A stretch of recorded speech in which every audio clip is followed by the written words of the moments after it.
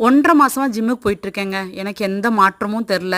ஏன்னு பார்த்தீங்கன்னா, ஒரு கன்சிஸ்டன்சி கிடையாது. ரெகுலரா போறது கிடையாது. பையனுக்கு உடம்பு சரியில்லன்னு போன வாரம் ஃபுல்லா லீவு. டயட்டு கிடையாது. ஆனா என்ன ஒண்ணுன்னா, போய் போய் போய் ஒரு பழக்கம் வந்துச்சு. ஜிம்முக்கு போறதுன்றது ஒரு பழக்கன்ற மாதிரி ஆயிருச்சு. ஆனா லாஸ்ட் வீக் பையனுக்கு உடம்பு சரியில்லாம 1 வாரம் லீவ் எடுத்துட்டு இன்னைக்கு தான் போறேன். ரொம்ப கஷ்டமா இருந்தது. அப்படியே போம்போது நான் நெக்ஸ்ட் டே ஸ்கூலுக்கு போயிட்டுருக்கும்போது எப்படி இருக்கும், அடுத்த நாள் ஸ்கூலுக்கு போணுமே அப்படின்ற மாரி இருக்கும் பார்த்தீங்களா? அந்த மாரி நைட்டெல்லாம் எனக்கு மனசுல ஒரு மாரி கஷ்டமாவே இருக்கு. என்ன என்ன யோசிச்சா, நாளைக்கு ஜிம்முக்கு போணுமே, நாளைக்கு ஜிம்முக்கு போணுமே அப்படின்ற மாரி ஃபீலிங்கா இருந்தது.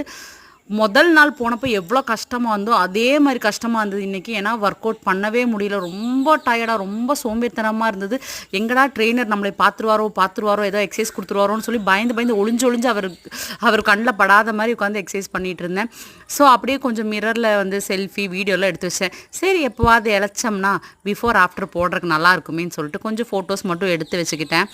அ அதான் யோசிச்சேன். இப்படியே போயிட்டு இருந்தா வேலைக்கு ஆகாது அப்படின்னு சொல்லிட்டு, சரி இன்னைக்கு வந்து 17ஆம் தேதி, நெக்ஸ்ட் 17ஆம் தேதி வரைக்கும் கொஞ்சம் ஸ்ட்ரிக்ட்டா ஒரு டயட்டு, அதுக்கப்புறம் ரெகுலரான ஒர்க் அவுட்டு, என்னதான் இருந்தாலும் ஒர்க் அவுட் வந்து கேன்சல் பண்ணாம அட்லீஸ்ட் காலையிலயோ ஏதோ ஒரு டைம்லயாச்சும் போய் 1 ஹவர் ஒர்க் அவுட் பண்ணிட்டு வரணுன்றது ஒரு முடிவா இருக்கேன்.